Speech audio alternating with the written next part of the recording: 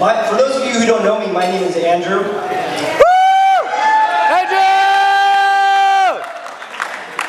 Are you single ladies out there? Dr. Max Humboldt? Yeah! Woo! I'd like to thank everyone who was involved in setting up this beautiful wedding and this beautiful day, this beautiful city that we're in. It's kind of fitting that they got married here in Santa Cruz. Yeah. Since they met here. Yeah. This is starting now. So yeah, it's been a long time coming. Let me say, damn it, Do you good? it's been a long time coming. Let me just reiterate what all you guys have probably been thinking for the last 5 years, which is finally. Mr. Baton, is that right? Mrs. Tran, is that a correct assessment? It's like waiting for Mayweather Pacquiao. But this is obviously more exciting.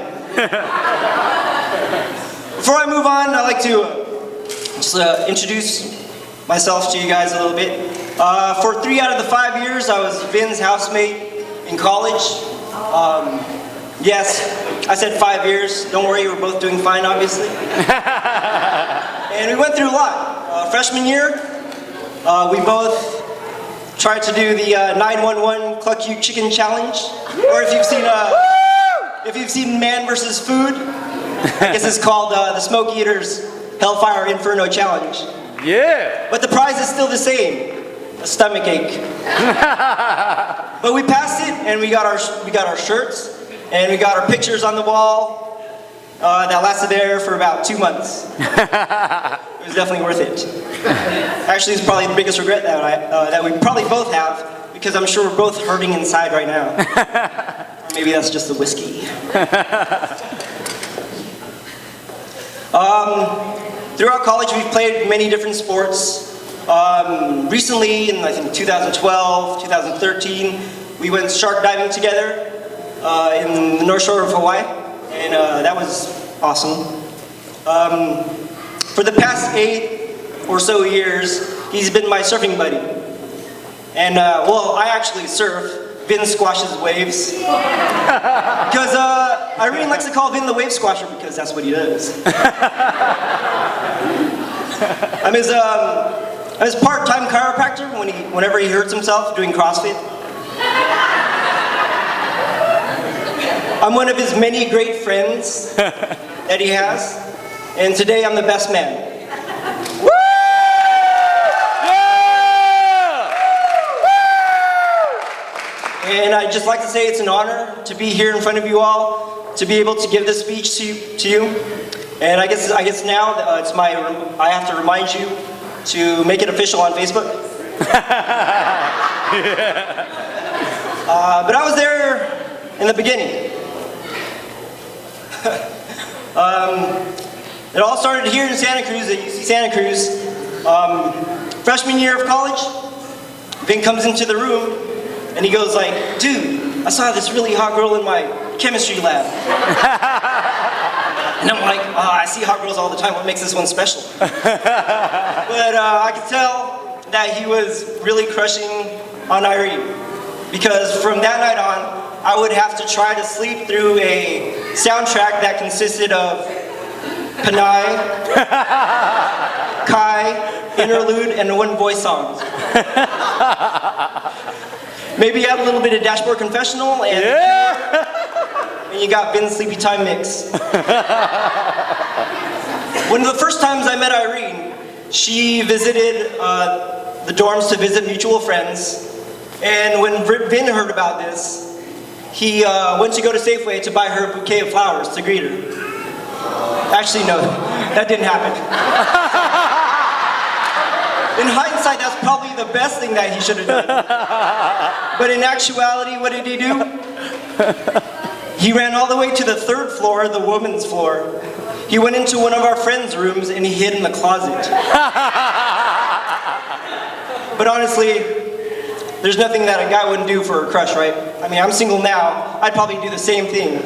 but probably just go to the second floor just to save the stress on my joints. But Vin eventually manned up in 2002, and the rest is history. And we're here today. Now, I don't know about you guys, but sometimes I take a look at couples, and I'm just like, oh yeah, they're meant to be together. Case in point, Kim Kardashian and Kanye West. Great couple. Justin Bieber and Selena Gomez. They're gonna get married soon, watch. No, in all actuality, these two are like Corey and Topanga.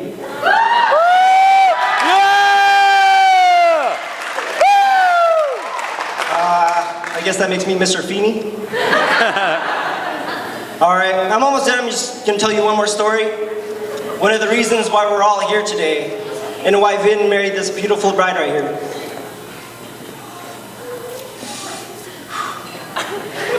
So in senior year of college, we decided to celebrate Hazel's birthday. Hazel, say hi.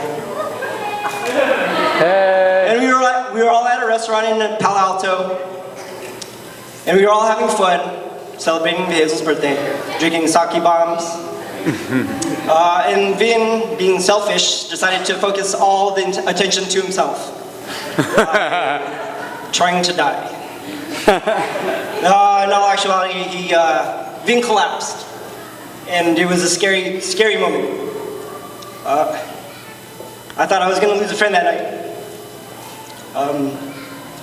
But I knew he was going to be okay, because there was no one else beside him but Irene. She was with him on that ambulance ride, and she was also with him for the couple of days at the hospital room. And I can remember visiting her, or visiting Vin the next day in the hospital room, and Irene was there. And mind you, this is the time probably before finals where we all had to study. Well, Irene was actually studying like the nerd that she is. But she was always there. She was always there for him. And I could remember telling myself these 4 words. Don't mess this up. 5 words, Vin. I'd like to say that Irene's lucky to have a guy like Vin by his side. But likewise, Vin's very extremely lucky to have a woman like Irene by his side. Yeah! Irene's the type of friend who will literally push you out of the way if you were ever to face an awkward moment. Thank you, by the way. She's smart, she's intelligent, she's beautiful, she's bright, she likes desserts. She sings a mean version of Salt and Pepper's Push It. Yeah! Tonight. And I don't care what Chris Brown says, he's wrong, because this girl is loyal.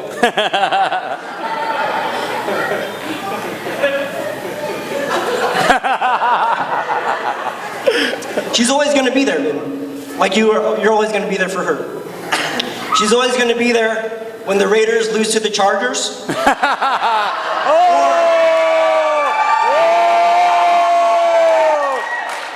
Actually, the Raiders lose to all the teams, so it doesn't matter. She's going to be there to watch the A's beat the Padres.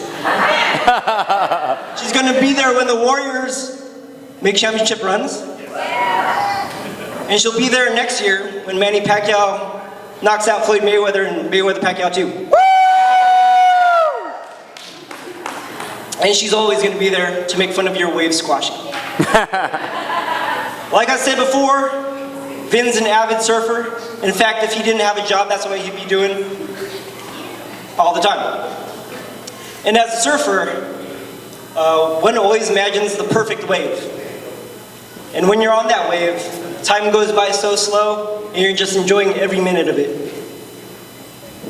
And you get that stoke.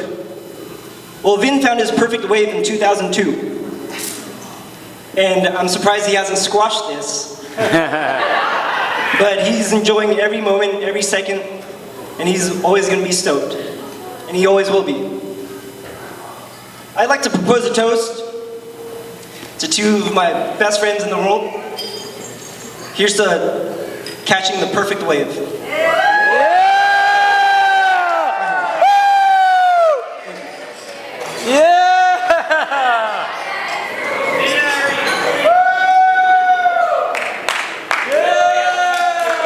Thank you very much, Andrew. That was great.